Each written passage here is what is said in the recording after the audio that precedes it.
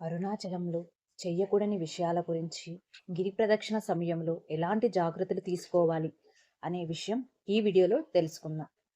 అరుణాచల గిరి ప్రదక్షిణ చేసే సమయంలో గుంపులుగా కాకుండా ఏకాంతంగా గిరి దక్షిణ చేయండి. ఆ వైబ్రేషన్స్ స్వయంగా అనుభవించండి. గిరి ప్రదక్షిణ సమయంలో మీరు ఏదైనా తిరుబండారాలను తీసుకుని వెళ్ళినచో వాటి యొక్క కవర్లు రోడ్డుపై ఎక్కడ పడితే అక్కడ పడివేయకండి. వాటికి కేటాయించిన డబ్బాలుంటాయి, వాటిలో వెయ్యండి. ఒక హోమం చేస్తే ఎంత ఫలితం ఉంటుందో క్షేత్రాలలో పరిసరాలను శుభ్రం చేయడం వలన అంత ఫలితం లభిస్తుంది. అలాంటిది అరుణాచలం లాంటి గొప్ప క్షేత్రాలలో పరిసరాలను అశుభ్రపరచడం పాపం మూటకట్టుకోవడమే.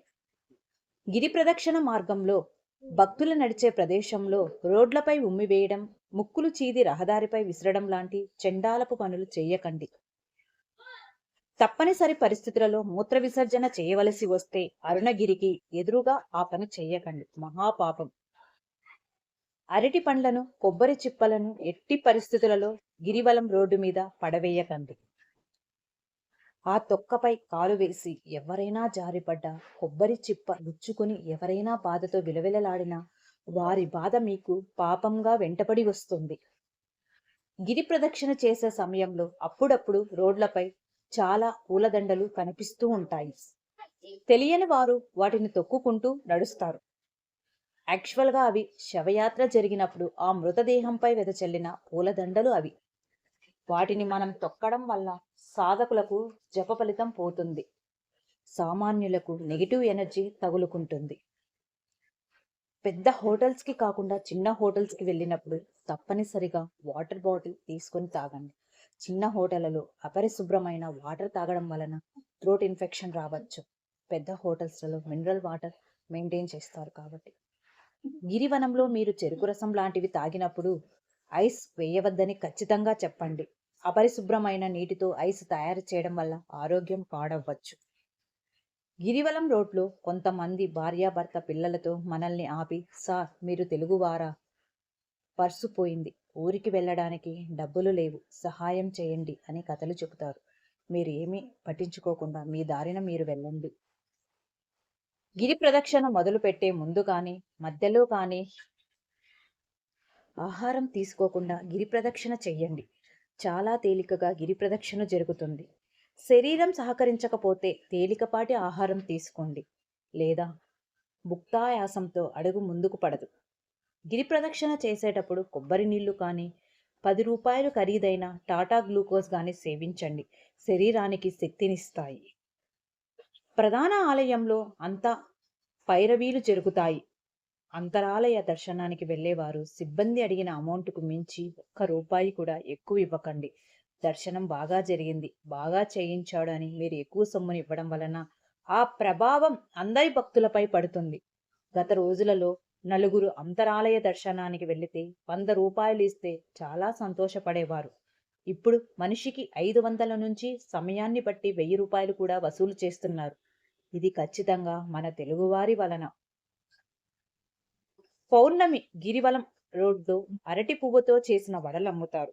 గంటలు గంటలు పెనంలో ఉన్న నూనె మరిగి మరిగి విషపూరితం అవుతుంది, క్యాన్సర్ కారకం అవుతుంది. అందువల్ల మీరు తినే షాపు ముందు నూనెను పరిశీలించండి.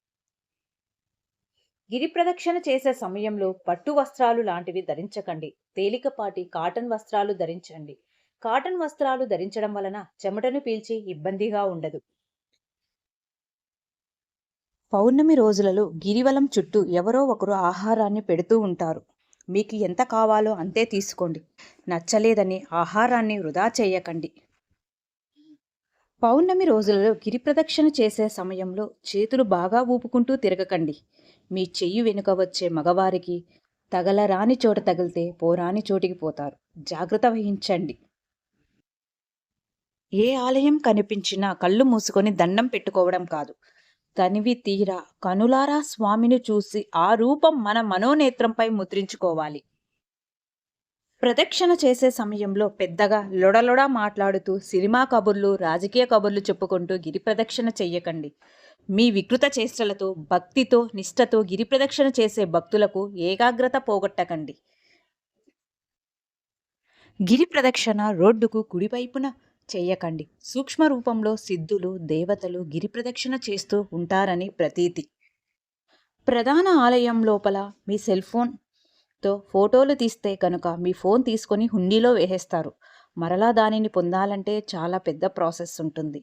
500 నుండి 1000 రూపాయల జరిమానా విధిస్తారు. దానికి ఇలా చాలా సమయం పడుతుంది కాబట్టి సెల్ ఫోన్ విషయంలో జాగ్రత్త వహించండి. గిరి ప్రదక్షిణ చేసే రోడ్డు పక్కన చాలా బండ్ల మీద పుచ్చకాయ ముక్కలు, బొప్పాయి ముక్కలు, అనాసకాయ ముక్కలు లాంటివి కట్ చేసి ఒక గ్లాస్లో పెట్టి అమ్ముతారు. ఎవరైతే గ్లౌజ్ వేసుకొని కట్ చేస్తున్నారో వారి వద్ద మాత్రమే తినండి. పగటి సమయంలో ఇయర్ ఫోన్స్ పెట్టుకొని గిరి ప్రదక్షిణ చేయకండి. గిరివలం రోడ్లో ద్విచక్ర వాహనదారులు చాలామంది మూర్ఖంగా విపరీతమైన వేగంతో మన పక్కన నుండి దూసుకొని పోతూ ఉంటారు. అందువల్ల చాలా జాగ్రత్తగా ఉండండి. గిరి ప్రదక్షిణ చేసే సమయంలో వర్షం వస్తే గనుక చెంగున పరిగెత్తి తలదాచుకోకండి. స్వామి మిమ్మల్ని శుద్ధి చేస్తున్నాడు అని భావించండి.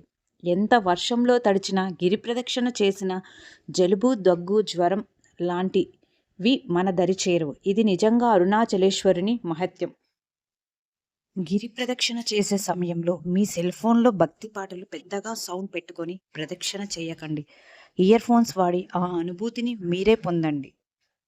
ఎంతోమంది భక్తులు అరుణాచలంలో ప్రశాంతత కోరుకుంటారు. అలాంటి వారి ఏకాగ్రత చెడగొట్టకండి. గిరి ప్రదక్షిణ రోడ్లో కొన్ని చోట్ల రకరకాల తినుబండారాలను అమ్ముతూ ఉంటారు. అరటికాయ బజ్జీ నుండి హల్వా వరకు విపరీతమైన కెమికల్స్తో కూడిన ఎర్రటి కలర్స్ వాడుతారు. అవి క్యాన్సర్ కారకాలు. తమిళనాడు ప్రజలు వారు తినే చిరుతిళ్ళు ఎర్రగా కనిపిస్తే చాలా ఎక్కువగా అట్రాక్ట్ అవుతారు. మీరు అలాంటివి అట్రాక్ట్ అవ్వకండి.